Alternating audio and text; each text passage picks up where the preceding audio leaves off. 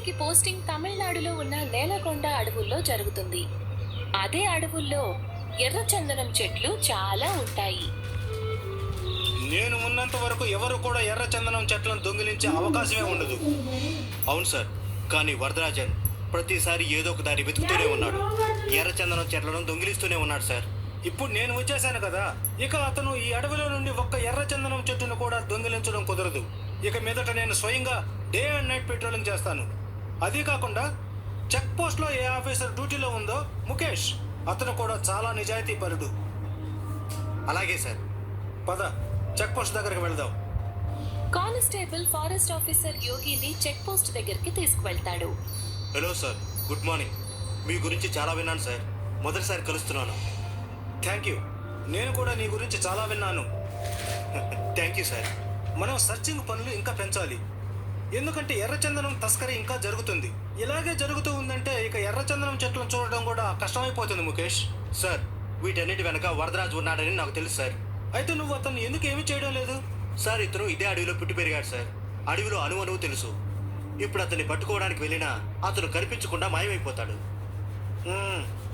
కనీసం మనం ఎర్రచందనాన్ని ఈ చెక్ పోస్ట్ నుండి దాటి వెళ్ళకుండా అయితే అడ్డుకోగలం కదా. అవును సార్, నేను సెక్యూరిటీ కోసం అడిగాను సార్. వచ్చే వారం నుండి ఇక్కడ మరో ఇద్దరు కానిస్టేబుల్ కూర్చుంటారు సార్. ఎర్రచందనం దొంగతనం ఇంకా ఆగిపోతుందని అనుకుంటున్నాను సార్. మనం కలిసి పనిచేస్తే తప్పకుండా ఆగిపోతుంది.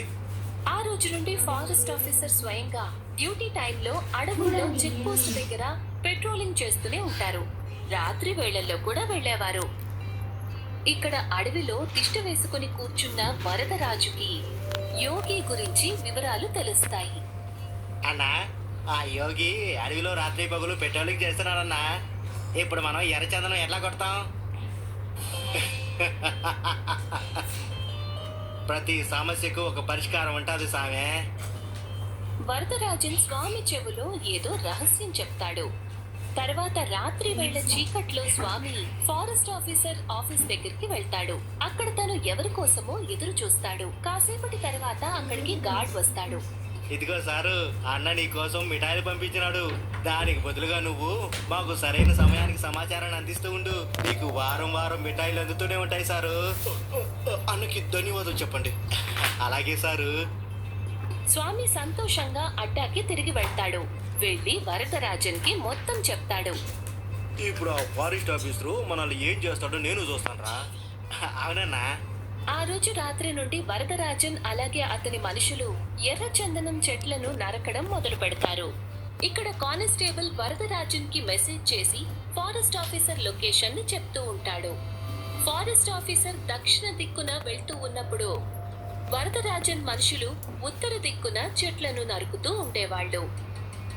అలాగే ఒకవేళ యోగి ఉత్తర దిక్కున వెళ్తున్నాడు అంటే ఆ సమయంలో దక్షిణ దిక్కున చెట్లు నరికేవారు. ఆ విధంగా ఎన్నో రోజులు గడిచిపోతాయి. అలా ఒకరోజు ఉత్తర దిక్కున ఎర్రచందనం చెట్లను నరికి వరదరాజన్ మనుషులు అప్పుడే వెళ్తారు. యోగి అక్కడికి చేరుకున్నాక అతని దృష్టి తాజాగా నరికిన చెట్టు మీద పడుతుంది. ఈ చెట్టుని ఇవాళే నరికినట్టు ఉన్నారు. నేను ఇందాకటి నుండి ఇక్కడే కదా తిరుగుతున్నాను. మరి నాకు తెలియకుండా ఈ ఎర్రచందనం చెట్టుని ఎవరైనా ఎలా నరకగలరు? ఏదో గందరగోళం ఉంది. యోగి ఏమీ మాట్లాడకుండా జీప్లో కూర్చుని దక్షిణ దిక్కు వైపు ప్రయాణిస్తాడు. అక్కడికి వెళ్లిన తర్వాత కూడా అతనికి తాజాగా నరికిన ఎర్రచందనం చెట్లు కనిపిస్తాయి.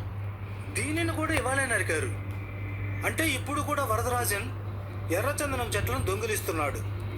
నేను ఇదంతా వెంటనే అరికట్టాలి. బండిని చెక్ పోస్ట్కు పోనివ్వు. యోగి జీప్లో కూర్చుంటాడు. అప్పుడు గార్డ్ బండిని చెక్ పోస్ట్ దగ్గరికి తీసుకెళ్తాడు. ఏమి సార్, మీరు చాలా టెన్షన్గా ఉన్నారు ఎందుకు? నేను నీతో ఒంటరిగా మాట్లాడాలి. అలాగే సార్, రండి లోపల కూర్చొని మాట్లాడదాం. చెక్ పోస్ట్ దగ్గరున్న చిన్న గదిలో ఫారెస్ట్ ఆఫీసర్ యోగి, ఇన్స్పెక్టర్ ముఖేష్ మాట్లాడుకుంటారు. చెప్పండి సార్, ఇక్కడ మన ఇద్దరు మాటలు ఎవరు వినలేరు. ముఖేష్, ఇప్పుడు కూడా అడవిలో ఎర్రచందనం చెట్లను నరుకుతున్నారు. ఇటువైపు ఏదైనా పెద్ద బండి వెళ్ళిందా? లేదు సార్, ఇంతవరకు లేదు. కానీ రేపైతే ట్రక్కులు వస్తాయి సార్. అడవిలో రోడ్డు వేయడానికి ఇసుక తీసుకుని. అయితే ఖచ్చితంగా ఎర్రచందనం అందులోనే వెళ్తుంది. రేపు నేను ఎట్టి పరిస్థితుల్లో ఆ ట్రక్కుని చెక్ పోస్ట్ దాటి వెళ్ళనివ్వను సార్. నేను కూడా ఆ వరదరాజుని పట్టుకుంటాను. అలాగే సార్. ఇక్కడ అడవిలో వరదరాజన్ తన అడ్డాలు ఏరియాలో పన్నాగాలు పన్నుతూ ఉంటాడు. రేపు వచ్చే ఇసుక ట్రక్ లో ఎర్ర చందనాన్ని పూర్తిగా నింపేసి